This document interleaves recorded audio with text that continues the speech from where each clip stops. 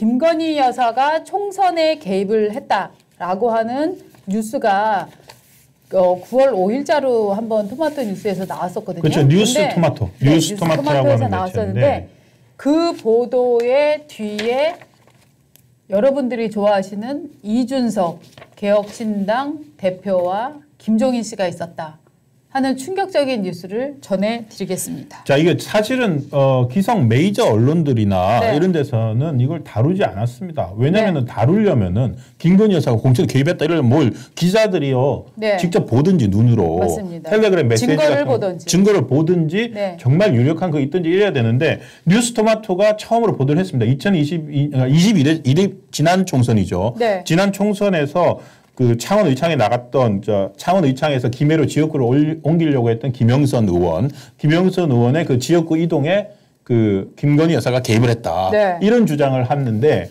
결국 근데 김영선 의원 자체는 거기서 컷오프 됐어요. 공지도 못 받았어요. 네, 그래서 김영선 의원이 이 뉴스가 뉴스 토마토에서 딱 나오고 나니까 나는 그런 문자는 없었고 그거 다 허구다. 그렇죠. 라고 주장을 하면서 이 뉴스를 다른 곳에서 인용해서 보도를 하거나 쓰기가 참 어려운 거였어요. 그렇습니다. 오로지 민주당만 이거를 받아서 그렇죠. 김건희 공천 의혹 이것도 특검 사항이다라고 정치적으로 분란을 조장을 해가는 시점이었습니다. 그렇습니다. 근데 뉴스토마토가 당시 보도를 어떻게 했냐면 이렇게 했습니다. 익명을 요청한 A 의원은 김 여사가 김 전 의원과 텔레그램을 주고받았다. 텔레그램에 따르면 김 여사가 김 전 의원에게 김해로 이동해 줄 것을 요청했고 그에 따른 지원 방안도 구체적으로 얘기했다고 말했다. 그러니까 뉴스토마토 자체가 A 의원이라는 익명의 의원을 근거로 발언을 했거든요. 그렇게 해서 이게 잦아들었는데 이번 추석 앞두고 이준석 의원이 한 라디오 방송의 사전 녹화에서 그 A 의원이 접니다. 라고 얘기를 했고 그게 오마이뉴스 보도까지 나왔습니다. 그래서 이게 뭔 소리지? 왜 이준석이 자기가 A 의원이라고 실토했지? 그 실토한 이유가 오늘 아침 뉴스토마토 보도를 통해서 드러났습니다. 왜냐하면 이 뉴스토마토한테 많은 사람이 물었을 거 아닙니까? 당신네 그 뭐 김건희 여사 공천 개입이라는 거 그거 뭐 기사가 요건도 별로 성립도 안 되고 김영선도 부인하고 해갖고 이거 헛방 날린 거 아니야? 라고 물어보니까 뉴스토마토 측에서는 아니야 우리는 지금 또 다른 기사 준비하고 있고 이거 곧 어마어마한 분량으로 내보내겠어 라고 하는 일종의 예고 공지 이런 것들이 여의도 주변에 쫙 돌고 있었거든요. 그러니까 이준석이 지금 뉴스토마토가 뭘 터뜨렸나 본데 라고 생각을 하면서 먼저 일종의 선빵을 치면서 그거 내가 제보한 거야 라고 지금 얘기를 하고 나왔어요. 그런데 제보의 수준을 넘어서서 큰 거래가 있었다라고 하는 내용을 오늘 아침 뉴스토마토에서 실었습니다. 무슨 얘기냐면은 이 제목만 제가 먼저 읽어드릴게요. 2월 29일 7불사 회동 김건희 공천 개입 폭로 논의 누가 김영선과 이준석이 밤샘 협상하다가 결렬됐다. 텔레그램 폭로 조건으로 김영선이 비례대표 1번을 요구했다. 그러나 비례대표 3번을 주겠다고 제시를 했고 이 조율이 실패를 해버렸다. 그 사이에 김종인도 이건 안 된다고 거부를 했다. 양자가 그러니까 김영선과 이준석 측이죠. 양자가 협상을 할 때 이 사람들이 기자회견을 하면서 어떤 얘기를 할 것이냐 하는 초안까지 작성을 했었다. 하는 놀라운 뉴스를 아침에 터뜨린 겁니다. 그렇습니다. 그러니까 텔레그램 22대 총선에서 처음에는 그냥 밑밥만 깐 거예요. 22대 총선에서 김영선 의원은 뭐 김해로 공천을 받지도 못했으니까 대신 텔레그램 메시지가 있다 이렇게 했는데 실제로는 더 큰 게 지난 2022년이죠. 그러니까 대통령 당선 직후에 있었던 창원의장 보궐선거에서 김영선 의원한테 공천을 주는 거를 상황을 녹음을 갖고 있는 거예요. 그 녹음을 갖고 있는데 이번에 22대에서 공천을 못 받았잖아요. 그러니까 아마도 이걸 내가 갖고 있다라고 해서 개혁신당으로 간 것 같아요. 이걸 내가 터뜨리겠다. 그러면서 개혁신당에다가 비례를 요구한 거죠. 맞습니다. 자, 일단 김영선 의원은 뭐 여러분들 얼굴을 보시면은 다 많이 아시겠지만 5선 의원입니다. 네. 그래서 이 보수당에서 5선까지 한 사람이 이 자기가 공천을 못 받았다고 해서 컷오프 됐다고 해서 일단 이 자기가 이 정권을 흔들 수 있다고 생각한 이런 것들을 여기저기 팔고 다녔다는 네. 정말 추악한 면모를 우리가 여기서 하나 보게 되고요. 네. 왜 공천에 떨어진 국회의원은 거의 공천에 임박한 국회의원, 공천에 떨어진 국회의원은 거의 들짐승과 다름없다 뭐 이런 얘기가 있잖아요. 그런 말이 있습니까? 예, 예. 그러니까 실제로 정말 이 맹수적인 야수적인 도덕도 의리도 아무것도 없는 이런 것들을 이제 보여준 건데 이 김영선이 찾아가니까 이 이준석이 같이 협상을 한 거예요. 네. 그것도 절에 가서 이준석은 하룻밤을 자고 갔다고 하고요. 나머지 다른 의원들은 이틀밤을 자고 갔다 이런 식으로 지금 절에서도 증언을 하고 있다는데 이준석을 대신해서 다른 의원이 7불사에 2, 3일 더 머물면서 의견을 조율을 했다. 이런 얘기가 지금 보도에 나옵니다. 근데 이준석 의원은 네. 오늘 아침에 페이스북을 올렸습니다. 페이스북을 네. 올려가지고 오늘 뉴스토마토 기사에서 언급한 김영선 전 의원의 공천 개입 의혹 폭로 시 개혁신당 비례대표 1번 제시는 전혀 사실이 아닙니다. 그건 김영선 전 의원 측의 기대와 요구였었고 개혁신당 측에서는 제시할 이유가 없었습니다. 네. 그러니까 뭔가 있긴 있었네요. 그렇죠. 근데 이제 지금 있긴 있었는데 우리가 제시한 게 아니라 김영선 전 의원 측에서 그걸 요구했다. 맞습니다. 이렇게 얘기를 한 거네요. 예. 그리고 지금 요거에 대해서는 김종인 씨도 얘기를 했죠. 라디오에 나와서 얘기를 했었어요. 네. 김영선 의원이 처음에는 개혁신당 비례대표 1번을 달라고 그랬다가 나중에는 3번을 달라고 얘기를 했다. 네. 그건 얘기할 것도 없이 거론할 가치가 없으니까 난 상대도 안 해버렸다. 네. 나는 공천관리위원장으로서 기본적으로 내세우는 원칙이 있었다. 그때 개혁신당에 있는 의원 중 비례하기 원하는 사람이 정말 많았다.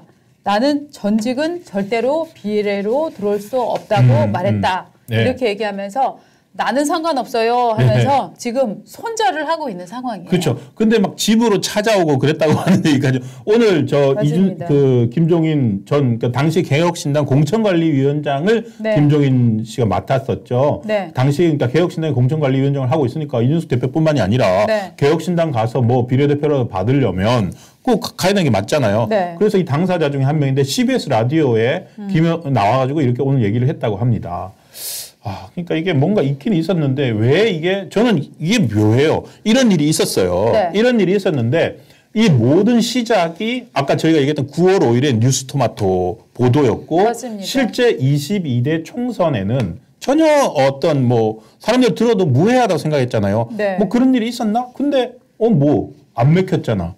결국 공천도 못 받았지 않느냐. 그래서 별로 뉴스 가치도 없다고 생각했는데 그걸 굳이 A 의원 발로 뉴스토마토가 냈거든요. 기사 가치가 많이 떨어지는 내용인데도. 그리고 이제 굳이 9월 달에 이준석이 왜 뉴스토마토를 찾아가서 이걸 제보를 했느냐. 그러니까. 이 점이 지금 이슈가 되는 거죠. 이준석 씨는 왜 이거를 뉴스토마토한테 얘기를 해줬을까. 그렇죠. 이준석으로서는 기본적으로 이 윤석열 한동훈 체제를 흔들어야 되는 어떤 필요성이 강하게 있지 않았을까요? 그리고 동시에 민주당에서 지금 김건희 특검을 한다는 얘기는 뭐 지금 입에 달고 산 얘기였으니까 김건희 특검에다가 아젠다 하나를 얹어줘야 된다 하는 일종의 책임감을 느꼈던 것인가 이런 짐작을 할 수가 있는 거죠. 그렇죠. 지금 연휴 끝나자마자 오늘 민주당에서 김건희 특검법 결국 오늘 통과시키겠다는 거 아닙니까? 그러니까 이미 두 차례나 그 불발됐던 김건희 특검법에 없던 내용이 또 들어가요. 이것 때문에. 맞습니다. 그러니까 결국에는 A 의원의 덕분이네요.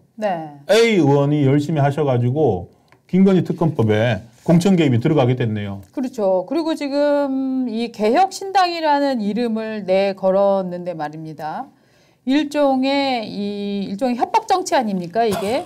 녹음한 거 갖고 이제 풀어내는 게 협박 정치인데 그러니까. 이런 협박 정치를 하는 사람을 갖고 비례를 1번을 주겠다, 1번을 달라, 아니 3번밖에 안 된다, 뭐 이런 얘기를 했다는 거. 이것도 상당히 지금 골 때리는 너무너무 얘기예요. 부적절한 일이죠. 그리고 이런 일이 얘기고. 있었다. 예를 들어서 이런 일이 있었다. 뭐 사실은 공천을 받기 위해서 아까 뭐 공천에 떨어진 의원은 뭐 야수와 같다고 하셨는데 짐승과 같다고 했는데 이런 사람이 한둘이었겠습니까? 그리고 국회의원 선거는 끝났잖아요. 그러면 굳이 이걸 얘기 안 해도 되거든요. 근데 그때 있었던 걸 가지고서 자신의 정치적 이익을 위해서 사용한 거 아닌가. 저는 그렇게 생각을 합니다. 이 부분에 대해서는 지금 이준석 씨는 우리는 이준석 씨 글 다시 한번 보여주시죠. 전문을 한번 조금 더 살펴보면 좋을 것 같아요. 제가 읽어드리겠습니다. 오늘 뉴스토마토 기사에서 언급한 김영선 전 의원의 공천 개입 의혹 폭로 시 개혁신당 비례대표 1번 제시는 전혀 사실이 아닙니다. 그건 김영선 전 의원 측 기대와 요구였고 개혁신당 측에서는 제시할 이유가 없었습니다. 당시 김영선 전 의원이 주변에 이야기한 것에 비해 폭로 내용이 완결성이 없을 뿐더러 대중적으로 논란이 있는 김영선 전 의원의 개혁신당 합류에 대해 구성원 모두가 부정적이어서 거부되었습니다. 그래서 김영선 전 의원이 따로 공천관리위원장께 계속 안 되는 것을 요구하느라 공천관리위원장과 가족까지 상당한 불편을 겪으신 적이 있습니다. 모든 것은 제가 처음부터 일관되게 이야기한 대로입니다. 자, 여기서 드는 의문은 이준석 본인이 얘기합니다. 김영선이 주변에 얘기한 것에 비해 폭로 내용이 완결성이 없다. 그렇죠? 자, 이랬다면 그러면은 4월 전에 2월 29일 날 지금 칠불사에서 회동을 지리산에 있는 사찰이랍니다. 칠불사에서 이 회동을 갖고 이렇게 얘기를 하다가 이게 너무 내용이 없다라고 해서 접었다면 그러면 왜 그로부터 7개월, 6개월이 훨씬 지난 총선도 다 끝난 9월 5일 시점에 이것을 보도가 나오도록 뉴스토마토에 다시 이준석이 제보를 했느냐. 이거에 대한 설명이 전혀 없어요. 없습니다. 이준석은 이 부분에 대해서 설명을 해야 돼요. 내용이 불완전해서 완결성이 없던 내용을 그러면은 왜 언론에 제보를 했는가? 그러니까 본인이 예를 들어서 그 국회의원이잖아요, 이제. 그럼 뭐 면책특권도 있으니까 본인이 전공법으로 제시를 하든가. 이게 이제 뭐냐면 흘리는 거거든요. 흘려가지고 냄새만 피우고 시끄럽게 만들면은 사실 그게 소기의 목적을 달성하는 것이었나. 맞아요. 이준석 의원한테 묻고 싶은 게 그겁니다. 그렇죠. 그냥 제가 볼 때는 이런 것 같아요. 많은 국민들이 김건희가 문제야. 여사 진짜 너무 실망스러워. 여사 컨트롤 지금 대통령 못하고 계십니까?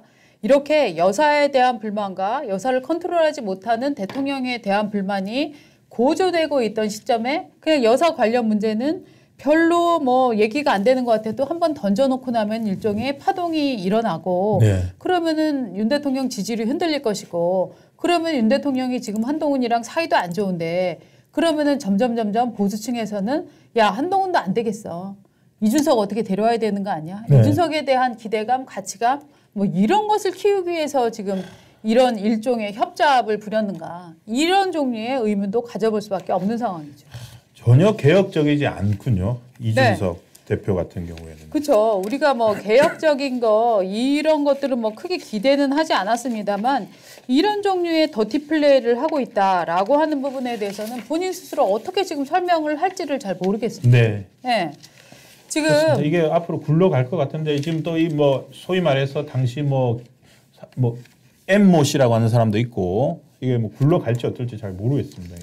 이 브로커라고 하죠. 뭐 브로커라고 하지만 실질적으로 이 사람이 어떤 뭐 브로커인지는 모르고 일종의 이제 여의도에서 일종의 이제 정치꾼으로 정치 지망생 내지는 뭐 정치 컨설팅을 하는 이런 정도의 사람이다라고 저는 알고 있는데 이 명태균 씨가 대통령 부부와의 친분을 많이 이제 주장을 하면서 이리저리 뭐 녹음을 한 것도 있다라고 뭐 소문이 들리고 있는데 그거는 사실 이제 명태균 씨가 자기 얼굴을 까고 책임질 생각을 하고 나와서 뭐 얘기를 하면은 이제 그 되는 거죠. 예, 지금 네. 뉴스토마토 이런 데서는 익명으로 보도를 했는데 네. 뭐 일부 좌파 매체들에서 이미 명태균 이름을 깠고요.